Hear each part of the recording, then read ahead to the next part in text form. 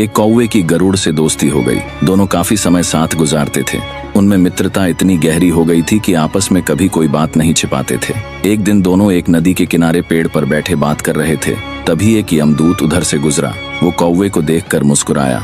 गरुड़ और कौवे ने उस यमदूत को अनदेखा किया और अपनी बातों में लग गए। लेकिन अगले दिन फिर वही हुआ। दोनों बातें कर रहे थे, तभी वही यमदूत फिर उधर से गुजरा। वो फिर कौवे को देखकर मुस्कुराया। इस बार कौवे को कुछ शंका हुई। उसने गरुड़ से कहा कि ये यमदूत मुझे देखकर कल भी मुस्कुराया था और आज भी वैसे ही मुस्कुराया। कुछ गड़बड़ है, हो सकता है मेरी मृत्यु आने वाली है। गरुड़ ने उसे समझाया कि ऐसा कुछ नहीं है, ये एक संयोग भी हो सकता है, तुम चिंता मत करो। 2-3 और ऐसे ही निकले। रोज यमदूत कौवे को देखकर मुस्कुराता। अब तो कौवे को यकीन हो गया कि निश्चित ही मेरी मौत नजदीक है। उसने गरुड़ से कहा, मित्र मैं मरना नहीं चाहता, लेकिन ये यमदूत जरूर 1-2 दिन में मेरे प्राण निकाल कर ले जाएगा। ये रोज ही मुझे देखकर मुस्कुराता है। गरुड़ को भी लगा कि हो सकता है कौवे का शक सही हो। उसने कौवे को धैर्य बंधाया। गरुड़ ने कौवे से कहा, तुम चिंता मत करो मित्र, मैं तुम्हें यहाँ से इतनी दूर ले जाऊंगा कि ये यमदूत तुम्हें दिखाई ही ना दे।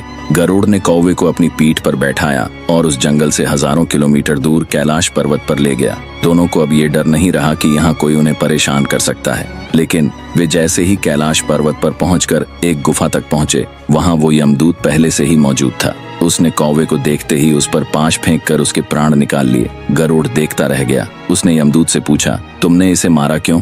यमदूत ने कहा कि इसकी मौत इसी समय लिखी थी, इसलिए इसके प्राण निकाल लिए। गरुड़ ने फिर पूछा, तो फिर तुम इसे देखकर उस जंगल में मुस्कुराते क्यों थे? इसे मारना ही था तो वहीं मार देते। यमदूत ने जवाब दिया, इसकी मौत कैलाश पर्वत पर ही लिखी थी, लेकिन 4-5 दिन पहले इसे उस जंगल में देखकर मुझे ये आश्चर्य हो रहा था कि ये इतने कम समय में वहां पहुंचेगा कैसे, क्योंकि इसके पंख भी छोटे हैं और ये लंबी उड़ान भी नहीं भर सकता, तो हजारों योजन दूर कैलाश तक ये पहुंचेगा कैसा? यही सोचकर मैं रोज मुस्कुराकर गुजर जाया करता था। लेकिन भाग्य देखो, तुम इसके परम मित्र ही इसे यहाँ तक इतने कम समय में ले आए।